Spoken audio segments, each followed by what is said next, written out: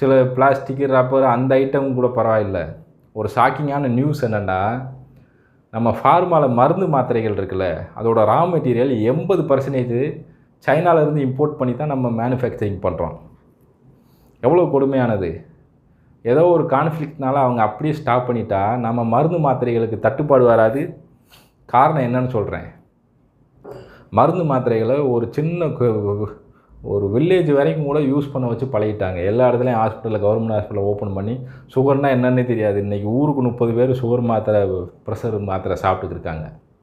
அதெல்லாம் வந்து குணப்படுத்த முடியாதுன்னு அந்த ஆங்கில மருத்துவமே சொல்லும். ஆனால் மருந்து மாத்திரைகளும் கொடுத்துக்கிறோம். அது வந்து ஓகே.